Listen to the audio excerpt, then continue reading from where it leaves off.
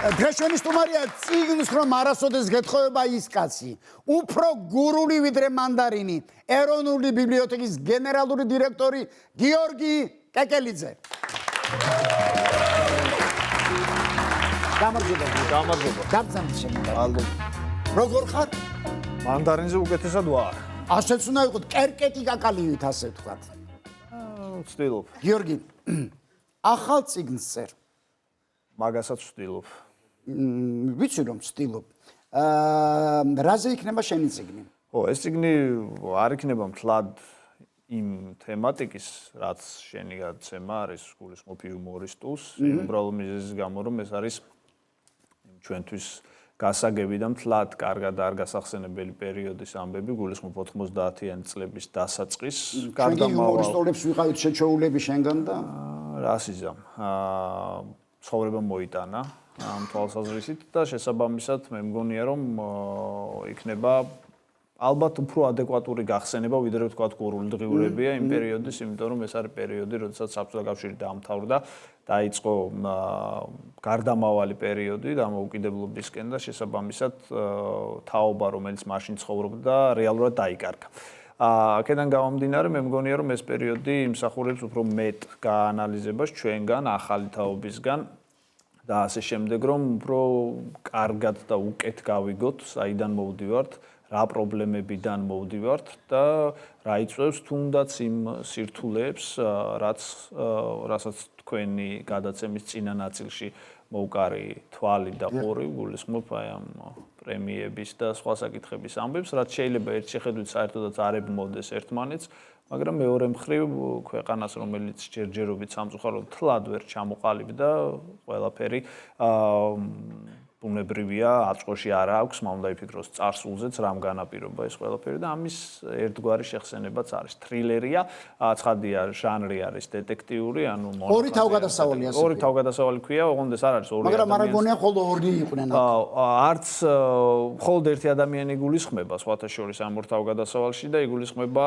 მისი გურიაში ცხოვრების ნაწილი და ეს რეფლექსია და ფიქრი ამაზე და გაანალიზება თავისი მეტნაკლებად დრამატული ბავშვობის და მეორე მხრივ ამ ადამიანის მოღვაწეობა უკვე როგორც ერთ-ერთი კრიმინალური საძმოს წევრის ის ფიზიკოსი არის ფიზიკის ინსტიტუტის თანამშრომელი ასეთი ამბები ხდებოდა 90-იან წლებში და ამავდროულად პარალელურად თუ ის არ არის პირველი ამბავი პარალელური კაცშვილმა არ იცის ახორციელებს ამ საქმიანობას და არის ტრაგიკული და დრამატული ის რომ მისი შინაგანი სამყარო არის სხვანაირი მისი მთავარი ოცნება არის მთვარეზე კოოპერატივის გახსნა, რაც ინფანტილურია. რაც შეეხება როდის იქნება და რა იქნება, თემატიკა ამ თვალსაზრისით უფრო სწორედ მეთოდი არის სპეციფიკური, ქვეყნდება ინტერნეტში და ქვეყნდება პერიოდულად სერიალებით არის. ინტერნეტ სერიალებით არის და ამით განსხვავდება კლასიკური ბეჭდური წიგნისგან, ყოველ სამშაბათს ქვეყნდება ახალი ორი თავი და მეც წერის პროცესში ვარ და როდის საპირებ ამ მთვარეზე კოოპერატივის გახსნას მაინც დაზუსტებით მთვარეზე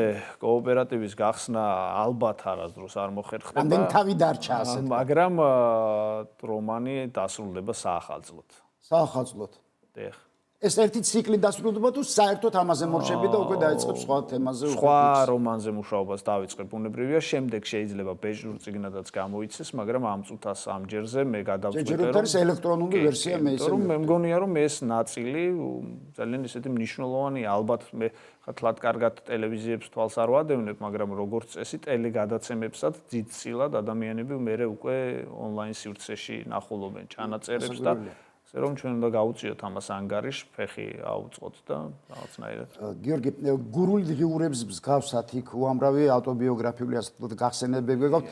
აი ამაშიც ხომ არ იქნება, ოღონდ ბუნებრივია მე არ ვარ ის თაობა, რომელიც 90-იან წლებში უკვე მოქმედებდა, მაშინ პატარა ვიყავი, მაგრამ ბუნებრივია, ცხადია, არა მხოლოდ მონაყოლი და შინაგანი მონოლოგები იმეორებს რაღაცნაირად. ავტორი ვერაზურს ვერაცდება საკუთარ თავს წერის დროს.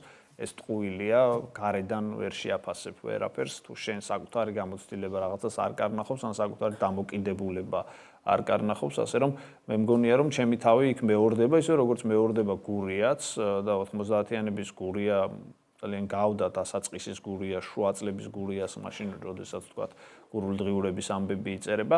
აქედან გამომდინარე, ჩემი თავი და გურული ამბები, მათ შორის მანდარინის ამბებიც არანაკლებ არის წარმოდგენილი. გიორგი, არ შემიძლია მე არ ჩამოთვალო, ხოდეს უნდა წავიკითხო, იცი, იმიტომ ამას რეგალიებს მე ასე ზეპირად ვერ დავიმახსოვრებ. უყურე რა ხდება აქ? ხარ პოეტი. ვიყავი. პროზაიკოსი. ვარ. ესეისტი. ლექტორი, ტელეწამყვანი, საქართველოს პარლამენტის ეროვნული ბიბლიოთეკის გენერალური აი ეგ დირექტორი. აგრძელებს ჩამონათვალს. ხო, მაგრამ სპეციალურად გავჩნდა დამოკლდება მე. ელექტრონული ბიბლიოთეკა ლიბჯის დამფუძნებელი. რადიოში მიყავს გადაცემა და საერთოდ მართლა აღარ ჩამოთვლი, ხარ უამრავი ჯილდოს მფლობელი. გამაგებინე, როდის ან რანაირად ასრებ ამ ყველაფერს, მართლა ძალიან მაინტერესებს.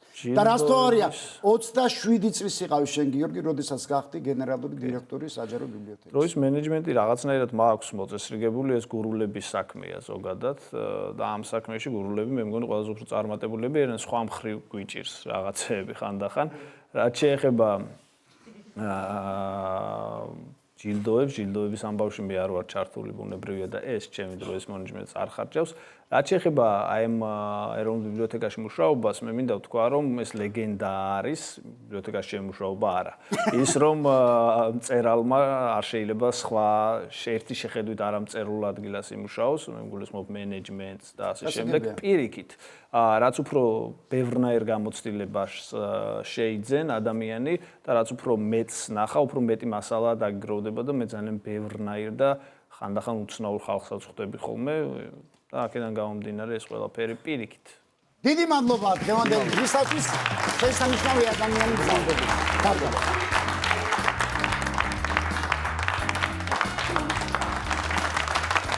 ეს იყო არაკორექტული შოუ, მაგრამ ჯერ არ გადართოთ, რადგან წინგელით ყველაზე გემრიელი კომედია სერიალი მზარეულები.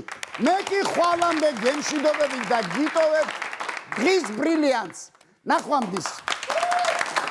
აღწევს პარტიას იმის გულისთვის, რომ კომენტატორი გავხდე და უშოთ რაღაც იმის, რა ქვია, პოლიტიკური პროცესების. მე პირადად ვაპირებ, რომ ძალიან აქტიურად მივიღო მონაწილეობა საზოგადოებრივი აზრის ფორმირებაში.